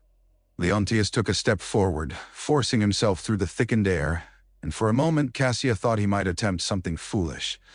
Strike Krevna with his staff, as if wood could hurt light. You don't get to decide what's temporary, he snarled. You vanished. You left ruins and death. We built lives on what you abandoned. Nah. Krevna's luminous lines shifted, a subtle flicker that Cassia interpreted as focus. You assumed abandonment. Hjalmar barked a bitter laugh. So what? You were gone. We were here. Krevna's gaze turned to him. You were always here. We were elsewhere. Cassia's mind flashed again with the vision of Markarth trembling. She saw a noblewoman stumble, dropping a jeweled cup. She saw a miner's lantern fall, flames sputtering. She saw silver blood guards dragging people away from a cracking wall. The vision sharpened suddenly, showing the understone keep doors above, the Dwemer door they'd passed through. The brass seam glowed brighter. The door began to close. Cassia's breath caught. The door. Leontius spun, eyes wide. He felt it too. It's sealing us in. Hjalmar roared and surged toward the ramp corridor, axe raised. The air thickened around him briefly, then released, as if the city allowed the movement because it expected it. Cassia followed, dragging Saren with her. Saren stumbled, still half in shock, but she moved. They reached the base of the ramp and started up, boots slipping on damp stone. The vibration underfoot remained strong, but Cassia felt something else now. A subtle tightening, like a net being drawn closed. Halfway up, the ramp shuddered. A seam along the wall glowed, and then smoothed over, stones sliding like flesh knitting. Cassia stared, horrified, as the wall changed shape in front of her eyes. Leontius pressed his palm against it, as if he could force it to stop. The stone was warm. It's remodeling, Saren whispered, breathless. It's sealing corridors that don't fit. Hjalmar swung his axe at a glowing seam. The blade bit into the stone, sparks flying. The cut looked deep, then the stone around it flowed. The cracks smoothing, swallowing the wound as if the axe had never struck. Hjalmar's face went white. "It heals," he rasped. Cassia's heart hammered. "It's not stone," she whispered. "Not anymore. It's obeying." They climbed faster. Above them, the corridor mouth that led back to the first chamber shimmered with faint green light. Cassia saw the outline of the brass door beyond, and she saw, with rising dread, the seam between its halves narrowing, sliding shut with silent patience. They were going to be locked below while Markarth trembled above. Cassia pushed harder, lungs burning, the vibration in her bones now a frantic drum. And behind them, in the engine chamber, Krevna remained still, watching their panic like a scholar, watching a predictable reaction. They reached the upper corridor just as the door completed its closing. Cassia lunged, palms slapping against brass. But there was no seam, no gap, no handle. The door was simply a wall now, smooth and indifferent, the etched circles faintly glowing beneath the surface like veins under skin. Leontius slammed his fist against it. "Open!" he shouted, voice cracking. He tried to pour magicka into the staff, tried to force even a flicker of spell through, but the staff remained dead in his grip, a useless rod in a world that had decided his intentions were optional. Hjalmar cursed and swung his axe with brute rage. The blade struck the door with a dull thud that made Cassia's arms vibrate. The brass didn't dent. It didn't even scratch. The impact rebounded, jarring Hjalmar's shoulders, and he staggered back, breathing hard. Saren pressed her ear against the door, eyes squeezed shut. "It's not locked," she whispered. "It's complete." Cassia's palms slid along the brass, searching for any imperfection. There was none. Dwemer joinery, perfect and merciless. She felt the vibration beneath the surface, steady as ever. The door was humming. Behind them, the corridor walls shifted again. Cassia heard it, stones sliding with wet silence, patterns rearranging. She turned and saw the etched lines along the walls move, forming new curves. The corridor that had led down to the engine no longer looked exactly the same. The angles were wrong. The niches had changed. The city was rewriting its own map while they stood inside it. Leontius grabbed Cassia's shoulder, fingers tight. "We need another way out," he said, voice harsh with urgency. "Now." Cassia forced herself to think through fear. "There must be maintenance tunnels," she said. "Secondary exits." "Or none," Hjalmar growled. "Maybe it wants us down there." Saren's eyes snapped open. "It does," she whispered, and Cassia heard dread in her tone now, not fascination. "It closed the door because it wants us within its boundaries, witnesses, variables." Leontius's jaw clenched. "Then we don't give it what it wants." Cassia stared at the moving walls. "We might not have a choice." The corridor's green glow pulsed, brightening in a pattern Cassia couldn't read. Then, to her shock, a section of wall to their right softened, literally softened, as if the stone turned to wax. The etched lines slid aside. A new opening formed, smooth and round, like a throat. Cold air breathed out of it. Hjalmar took a step back, axe raised. That wasn't there. Saren stared, lips parted. "It made one?" Leontius's voice came tight. "Or revealed one." Cassia looked from the sealed door to the new opening. She felt the vibration shift subtly, urging. A path offered, not as mercy, but as instruction. "We go," Cassia said, and hated that she sounded like she was obeying. Hjalmar snarled. "We go where it wants." Leontius's eyes flicked to the opening, then to Cassia. "We go where we can breathe," he said grimly. "We find the edge of this field and we get a message out. That's the plan." Cassia nodded, though she didn't believe plans mattered here. Still, movement was better than standing in a corridor that reshaped itself around them like a living thing. They stepped into the new opening. The tunnel beyond was smoother than the others, the stone pale and almost reflective, as if newly carved. Brass seams ran along the floor like veins. The green glow was dimmer, but the vibration remained, steady and inescapable. They walked, and behind them the opening sealed, stone flowing back into place without a sound. Cassia did not turn to watch it close. She didn't need to. She felt the finality in the vibration, the way a note resolves into a chord. They were inside now. Not trapped, Cassia told herself. Contained. The tunnel widened into a corridor lined with glass panels again, but these were not storage windows. The glass was thicker, clouded like ice, and behind it Cassia saw movement that made her blood turn cold. Shapes, not machines.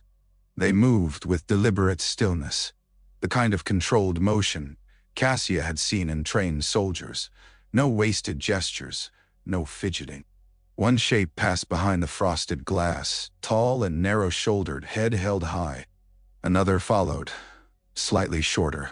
Their silhouettes were humanoid, but their proportions felt subtly wrong, as if their bones held different assumptions. Cassia's breath caught. "No," she whispered. Saren's hand flew to her mouth. Tears sprang to her eyes, but her face was pale with fear now, not awe. "They're..." She swallowed hard. "They're here." Leontius's staff rose instinctively, useless as ever. But the gesture was human. A way to pretend you had a tool. Hjalmar stepped in front of Cassia without thinking, body blocking the corridor as if he could shield her from a world that didn't care about shields. "Stay back," he growled, voice low. The silhouettes paused behind the glass. Cassia felt the pressure of attention intensify. Sharper than the spiders, sharper than the spheres. These were not constructs cataloging her boots. These were minds. One silhouette lifted a hand. Its fingers were long. Too long. It pressed the hand against the glass, and for a moment Cassia saw the faint outline of knuckles through the frost. A tone sounded in the corridor, not from the glass panel, but from the brass seams in the floor. It hummed, and the glass brightened faintly, as if responding. Saren's voice came thin. "They can see us." Leontius's jaw clenched. Ugh. Of course they can. Cassia forced herself to breathe slowly, fighting panic. "Are they physical?" she whispered. "Or projections?" Saren shook her head slightly. "I don't know," she breathed. "They feel..." Her eyes squeezed shut. "They feel like..." Wait. The silhouette lowered its hand. Another shape approached behind it, and Cassia saw a second hand. Then the faint outline of a face pressed close to the glass. Eyes not visible, but the shape of a head, the angle of cheekbones. Cassia's stomach lurched. Every story said the Dwemer were gone. Every scholar argued over where they went, what they became. Some said they were annihilated. Some said they became part of the Numidium. Some said they stepped outside reality itself. Cassia had never believed she would stand in a corridor and feel them watching her through glass. A third shape moved into view, carrying something, an object that glowed faintly. The glow seeped through the frost like moonlight through snow, revealing the silhouette's outlines more clearly. Cassia saw the curve of armor, the drape of something like a robe. The glow brightened, and the glass panels frost-thinned. For an instant, Cassia saw a face. Not fully. Just enough. Skin the color of old brass, eyes pale and reflective, expression utterly calm.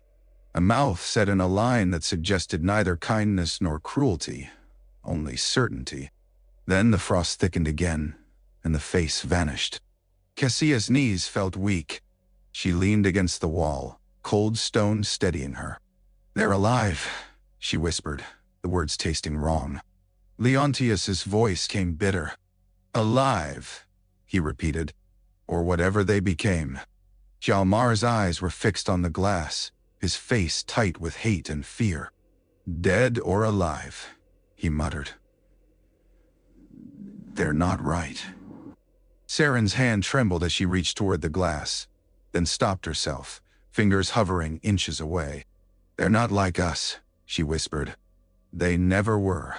The corridor's green glow pulsed again, and the silhouettes stepped back in unison, retreating into deeper shadow behind the glass. The glow they carried faded. The pressure of their attention loosened, like a hand releasing a throat. Cassia exhaled shakily.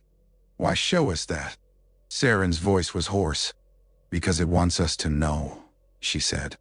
"Because it wants us to understand what returned." Leontius's gaze flicked down the corridor ahead, where the tunnel continued, etched lines pulsing softly like guiding lights. "Then we keep moving," he said, voice hard. "And we find a way to tell the world."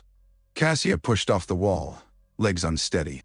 She forced herself to walk, even as her mind replayed the brief glimpse of the Dwemer face, calm, pale, and utterly uninterested in her fear.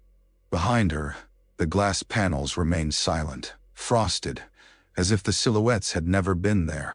But Cassia could still feel the lingering impression of their gaze, like fingerprints on skin. The corridor ahead seemed to grow as they walked. Cassia didn't know how else to describe it. The etched lines on the walls pulsed, and where they pulsed, the stone looked newer, paler, smoother, as if recently carved and then aged in an instant to match the rest. Brass seams gleamed, then dulled, then gleamed again like metal breathing. Cassia ran her fingers along the wall, half to steady herself, half to prove it was real. The stone was warm, not hot but alive with residual energy. Under her palm, she felt a faint vibration that matched the engine's pulse, a smaller echo. Saren walked beside her, humming under her breath again, a low note that seemed to soothe her own shaking hands. Each time she adjusted her pitch, the pulsing lines ahead brightened briefly, as if acknowledging a correct response. Leontius's gaze kept darting behind them, toward the glass corridor they'd left. He looked like a man expecting soldiers to appear around the next corner. Cassia couldn't decide whether that was comforting or pathetic. Here, soldiers would mean something. Here, it might mean nothing. Hjalmar moved with grim purpose, axe held low but ready. His expression had hardened into a stubborn scowl, the face of a man who refused to be impressed by gods or machines. Cassia suspected it was the only way he could keep from breaking. The air in the corridor tasted faintly of copper, like biting down on a coin. Cassia realized she could feel magicka in the air. Yes, but it wasn't the wild, living current she'd known. It was disciplined, filtered, as if the city had strained it through gears. "You feel it," Leontius muttered, and Cassia realized he had noticed her slight wince. "Yes," she said quietly. "It's like trying to breathe through cloth," he said. "You get air, but it doesn't satisfy." Saren's humming faltered. She looked at Leontius, eyes sharp. "It's not cloth," she whispered. "It's a new pattern. Your lungs weren't built for it." Leontius's face tightened. "And if it spreads?" Saren didn't answer. Cassia didn't either. The question hung in the corridor like a blade. They reached a junction where 3 tunnels met. The etched lines on the walls pulsed in different rhythms along each path, like 3 songs overlapping. Cassia paused, dizzy. Saren tilted her head, listening. "This one," Saren whispered, pointing to the left tunnel. "It resonates with the engine. The others are separate." Hjalmar grunted. "Separate to where?" Saren's eyes narrowed. "To places," she said, voice faint. "To other nodes." Cassia's skin prickled. "Other Dwemer cities." Saren nodded once. "I think so." Leontius stared down the left tunnel, jaw clenched. "We need out," he said. "Nah. Not deeper." Saren's gaze flicked to him, fierce. "There may not be an out," she snapped. "Not in the way you mean. Not unless the city allows it." She swallowed, then softened slightly. "But nodes. Nodes might connect to somewhere closer to the surface. A maintenance exit, a vent, a forgotten hatch." Cassia looked at the other 2 tunnels. The pulsing lines along them were faint, almost reluctant. One carried a colder vibration, like ice. The other carried a deeper pulse, like a drum far away. Hjalmar shifted. If we choose wrong, we die. Cassia exhaled slowly. If we stay still, we die too, she said, surprising herself with the calm in her voice. Leontius's eyes met hers. In them, Cassia saw the same thought. The Empire did not prepare men for this. The Empire prepared men for rebels, for bandits, for wars between crowns. Not for a city that rewrote itself and denied the gods. Saren stepped into the left tunnel, humming again, her voice trembling but determined. The etched lines brightened ahead of her in response, like a path opening. Cassia followed. Leontius hesitated a fraction of a second, then fell in behind her. Hjalmar came last, muttering a curse under his breath, axe ready. As they walked, Cassia felt the corridor's vibration settle into a steady rhythm, and she realized with a chilling clarity that the city was no longer merely reacting. It was guiding. The corridor's rhythm deepened, and Cassia felt her awareness tilt. It was subtle at first, like a step taken on uneven ground. But then the walls around her seemed to breathe, the etched lines pulsing brighter until they were no longer just patterns on stone. They rose into the air as lines of light. Cassia blinked hard, and the corridor shifted. For an instant, she was not in pale stone and brass. She was standing under a cavernous ceiling studded with luminous mushrooms the size of trees, their caps glowing blue and violet. The air was damp and smelled of earth and fungus. Far above, a broken ceiling revealed a sliver of night sky. Blackreach, her mind supplied, though she had never been there. The knowledge landed in her like someone else's memory. The vision flickered, and she was somewhere else. A sky choked with ash, red light filtering through clouds like blood through cloth. A mountain loomed, its slopes dark and smoking. Heat pressed against her skin. She heard distant thunder that was not thunder but something deeper, something like a heart beating in the earth. Red Mountain. Cassia's stomach lurched. She felt Saren's hand clamp around her arm, steadying her. Saren's face was pale, eyes wide, but she looked less surprised than Cassia. "It's showing you," Saren whispered urgently. "Don't fight it. Just hold on." Cassia tried. The vision shifted again. She saw a Dwemer ruin in snow, its brass domes gleaming beneath a pale sun. Medzulft, a word she knew from reports. Then another, a collapsed tower in the reach, Arkimthams. Then a deep cavern where water reflected green light. Alftan, perhaps, or a place Cassia didn't know. In each flicker, she saw the same thing. Stone seams smoothing, brass brightening, doors aligning.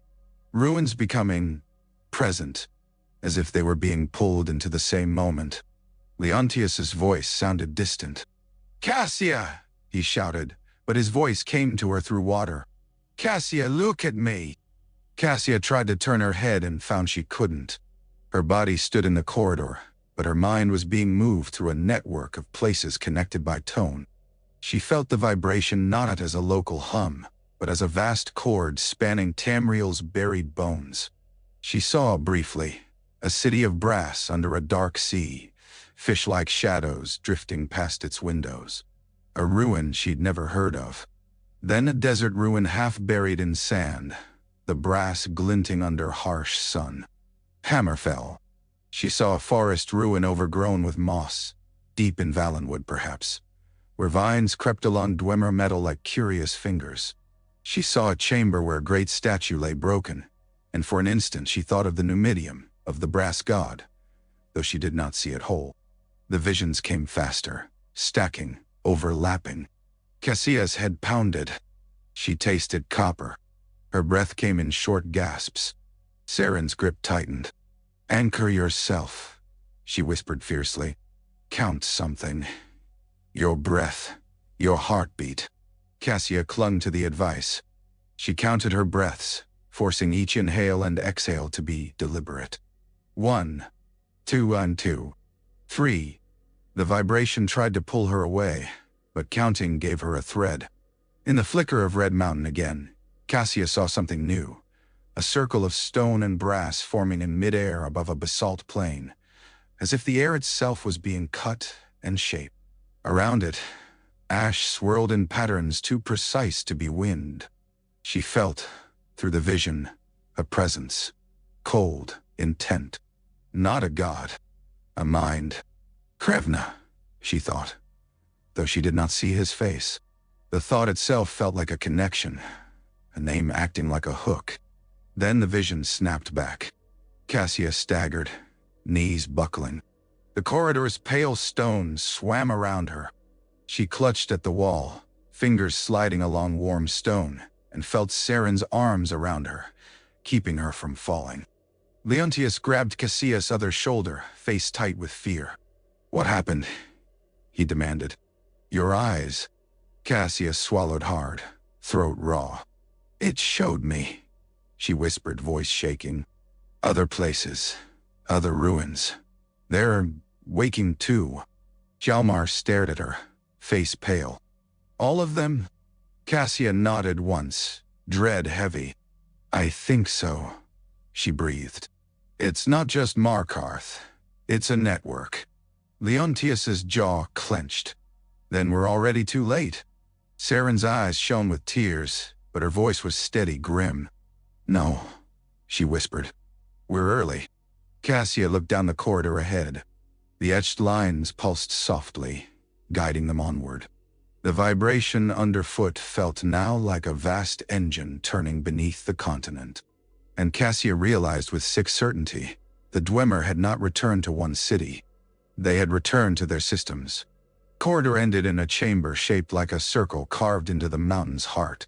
The walls were smooth, pale stone reinforced with brass bands. No statues here, no storage, no glass panels, only function. At the center of the chamber stood a ring device, brass and crystal, waist-high, wide enough for a person to step through. The ring's inner edge was etched with those note-like indentations, and faint green light traced them in slow, deliberate patterns. The air around the ring felt colder than the corridor behind them, and Cassia's breath fogged briefly before the city's strange dryness swallowed it. Krevna was already there. Not luminous lines this time. Not a projection assembled from light. He stood physically, and Cassia's mind rebelled at the sight. His skin had the dull sheen of aged brass, but it was skin, subtle texture, tiny imperfections, warmth in the way light fell across it. His hair was pale, pulled back tight. His eyes were not glowing now, not like the projection, but they reflected green light faintly, like polished stone under torch. His face was sharp, calm, untroubled by the fact that 4 surface dwellers stood staring at him, as if at a resurrected ghost. Cassia's stomach turned. Every story in every library had insisted this was impossible. Leontius's hand tightened on his staff. He tried to summon magicka out of reflex, and Cassia saw the familiar tension in his fingers, the effort, and then the resignation when nothing came. He looked furious, humiliated by impotence. Hjalmar's axe was in his hands. His knuckles were white around the haft. He took one step forward, then hesitated. Something in the chamber's air pressed gently against him, not restraining, simply reminding. An invisible hand on a shoulder saying, "Not yet." Saren stared at Krevna with a look Cassia could not name. Reverence and hatred braided together, obsession turned suddenly afraid of its own fulfillment. "You're real," she whispered. Krevna's gaze moved to her, and Cassia felt the faint pressure of attention like a cold fingertip to the forehead. The mind voice came, crisp. Physical state, necessary. Cassia forced her tongue to work. Necessary for what? Krevna's eyes slid to the ring device. The answer came, simple. Transfer. Leontius's face went pale. Transfer of what? A pause. Then meaning, and Cassia's blood chilled. Context. Saren's breath hitched. "You want us to understand," she whispered. "You want to—" Krevna's gaze returned to Cassia. "Witnesses required," the mind voice repeated, as if reaffirming a premise. Cassia's heart hammered. She stared at the ring. It looked like a doorway without a door, a circle waiting to be filled with someone's body and emptied of something else. "What happens if we step in?" Cassia asked, voice hoarse. Krevna's response came without hesitation. "You will receive." Cassia swallowed. "And if we refuse?" A pause. Longer this time.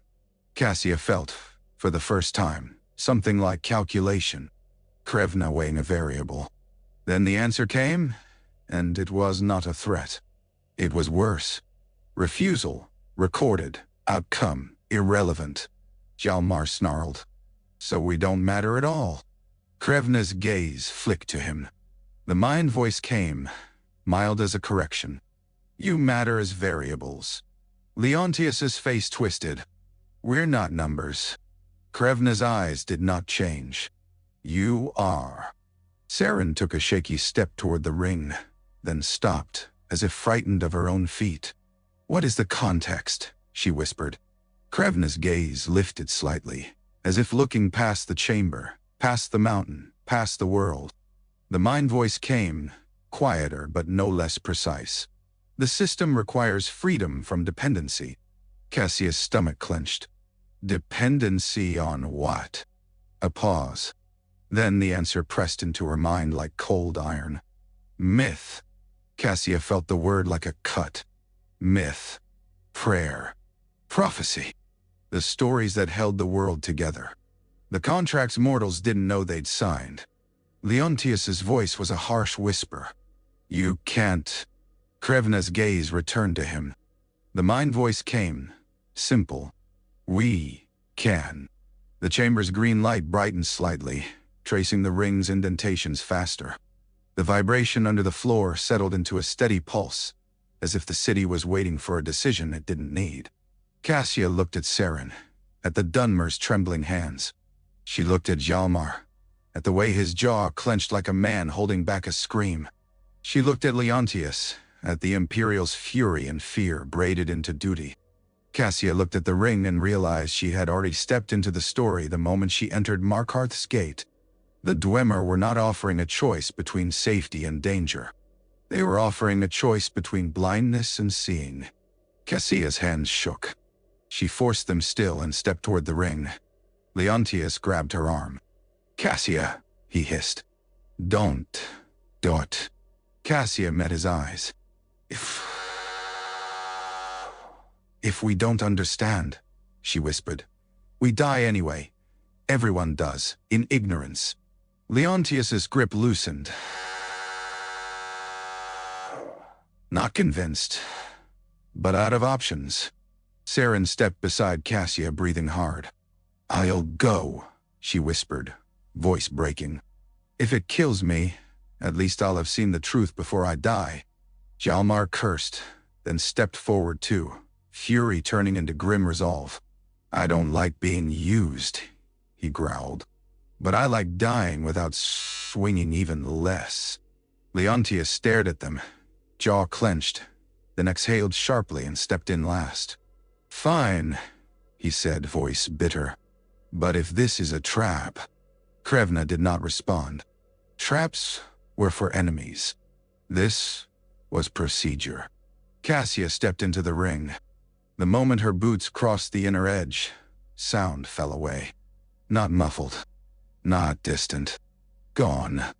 The chamber remained visible. Green light, brass stone.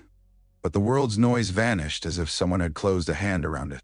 Cassia's heartbeat became a silent pulse she felt but did not hear. Her breath moved in her lungs without sound. Krevna lifted his hand.